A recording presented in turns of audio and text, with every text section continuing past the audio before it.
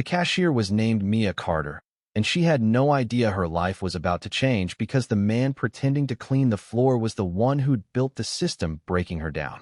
It hadn't always been like this. Lucas Bennett had started Value Mart in a rundown warehouse in Toledo, Ohio, with one store and a handful of rickety carts. Back then, he knew every employee's name, rang up customers on weekends, and unloaded deliveries at dawn. But growth comes at a cost. By the time Value Mart had 300 stores, HR was run by consultants. Policies came in heavy binders, and efficiency metrics replaced human connection. One policy, ironically called flexible hours for a stronger workforce, was pitched to him in a boardroom as a win-win. It lets team leads schedule smarter, the consultant had said. It rewards availability with job security, reduces absences, and boosts retention. It sounded fair, logical, clean. What no one mentioned was the catch. If a worker needed time off for sick kids, second jobs, or family crisis, they'd be flagged as low availability. That meant fewer hours, less money, no stability. Lucas had signed off on it. He barely recalled the meeting, but now he was watching that policy crush someone in real time. The next morning, he returned, still in disguised cheap khakis, gray hoodie, a name tag reading Jake. The store manager didn't bat an eye. Corporate often sent floaters during busy seasons. Lucas swept floors, wiped down shelves, restocked paper towels in the restroom. But his focus was on Mia. She arrived 10 minutes early, her smile strained, her uniform clean but worn. You could tell she washed it by hand. She greeted customers with a steady, practiced tone, no complaints, no hesitation. But between transactions, Lucas caught her pausing, her eyes lingering on the exit door, like she was waiting for something or someone. During her short break, she sat in the cramped break room, eating instant noodles with a plastic fork. Her phone buzzed once. She read the message, stared at it, then set the phone face down. Lucas took out the trash nearby to catch a glimpse. The screen was still lit. Reminder, rent due, 3 days late. Final notice. That night, Lucas couldn't sleep. At his hotel, he opened his laptop and pulled up the latest data reports. Mia Carter, cashier level 1, store 242, Springfield, Illinois. Her performance was spotless, near perfect attendance, glowing customer reviews, no disciplinary issues. But her hours told a different story. 28 a week, then 24, then 16, now down to 8. The slide started 6 weeks ago when she took 2 grace days to care for her dying mother in hospice. The system flagged her as unreliable, and her shifts were cut in half. No human had reviewed it, it was all automatic. By lunch the next day, Lucas had heard enough from the staff. A teenage stalker whispered that Mia used to work full shifts, but the flex rule hit her hard. An older part-timer, Ruth, said quietly, "They don't fire you here. They just choke your hours until you quit." That afternoon, Lucas approached Mia, keeping up the act. "Hey, you were really kind to that elderly customer earlier. You always that patient." Mia gave a faint smile. "It's part of the job." He pressed gently. "Ever think about doing something else?" The question lingered. She looked at him, not unkindly. "I used to, but right now, it's not about what I want. It's about survival." He nodded, quiet. Then she added something that stuck with him. "I don't need a dream job. I just need a job that doesn't make me feel like vanishing." That night, Lucas drafted his resignation not from Value Mart, but from the system he'd built. The next day, he returned, not as Jake the temp, but as Lucas Bennett, CEO. Gone were the hoodie and name tag.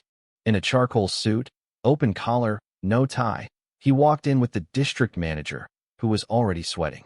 The store manager, a burly guy named Carl, stammered as Lucas asked the team to gather near aisle 3. Some stared, others whispered, but Mia stayed by her checkout lane, unsure whether to stay or go until Lucas looked at her and said softly, "Please stay." She did. He cleared his throat and addressed the group. "I'm Lucas Bennett. I founded Value Mart 21 years ago with a folding table and borrowed cash. I've swept these floors, unpacked pallets at 2 a.m. I know what hard work means." He paused. "I thought as we grew, we could keep that spirit alive. I thought our policies, our systems, our numbers would ensure fairness. I was wrong." Silence. He held up a folder. "This is Mia Carter's employment record. I reviewed it last night. Perfect attendance until her mother passed. stellar customer ratings, no issues. But when she missed 2 shifts, our system labeled her unreliable, and her hours disappeared. Mia's lips parted, stunned. Not one human reviewed it. No one asked why. No one cared. He turned to her. Then I overheard you that night. You said you weren't sure you wanted to keep going, that our system made you feel invisible. Her chin trembled, but she stood tall. I didn't know anyone was listening, she whispered. He nodded. I know. That's the problem. No one was. He faced the team again.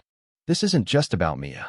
It's about all of you moms with second jobs, students on night shifts, caretakers, dreamers. We built a machine that treats people like numbers. He raised the folder and dropped it on the floor. It ends today. Gasps rippled through the group. A cart clattered as someone shifted. Lucas continued.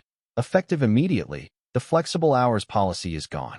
Managers will personally review schedule, changes human eyes, human hearts. If someone's struggling, we see them. We help them. That's not charity. That's decency. The district manager tried to speak. Mr. Bennett, with all due no, Lucas cut in. You had your chance. You ran the numbers. I'll run the store. He looked at the team. No retaliation, no warnings, no punishments disguised as policy. If you speak up, you won't disappear. You'll be heard. Then he turned to Mia. I'm sorry. She blinked, unsure how to respond. I never wanted to be the leader who has to apologize in a fluorescent-lit store. But I am, because I didn't come here until someone broke in the dark. And you did. Tears welled in her eyes, but she didn't hide them. One more thing, he said, pulling a laminated sign from his briefcase. It read, This is a human workplace. If you're tired, you can sit. If you're struggling, you can speak. You will not be punished for being human. He handed it to Mia. Put this where people can see it. Her hands shook as she took it. It wasn't a raise or full justice, but it was a start. That night, the store stayed open, but the air felt different. Mia's coworkers rallied around her. One brought her tea, another helped with inventory. Even Carl offered a formal apology for not stepping in sooner. Lucas stayed too. He didn't slip into a waiting car or call a PR team. He cleaned a spill in aisle 5, talked to the night crew, sat in the break room with Ruth, who shared how her son moved home after a factory layoff. He asked questions. He listened. By the end of the week, Lucas sent a company-wide memo. Subject, I was wrong. To every Value Mart employee, last week, I went undercover at store 242. What I saw changed me. I watched a cashier fight to survive while smiling through tears. I saw policies I approved punish people for being human. Efficiency without compassion isn't fairness, it's failure. We're changing that.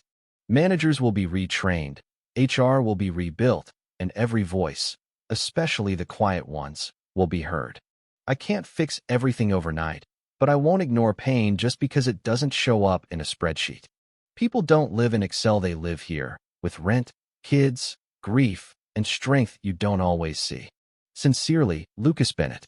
3 months later, Mia still worked at store 242, but now she led Voices First, a council of frontline workers reviewing major HR changes. Every Monday, they met in the break room. Above the bulletin board in every Value Mart across the country, that same sign hung. You will not be punished for being human. Customers lingered longer, employees smiled more genuinely. Turnover dropped, but more importantly, dignity returned. And Lucas? He stopped thinking like a CEO and started leading like a person again. If you've ever felt invisible at work, swallowed your pain because speaking up could cost everything, this story is yours, too. If it moved you, don't scroll past. Share it. Someone else might be at a register tonight, smiling through tears, waiting to be seen.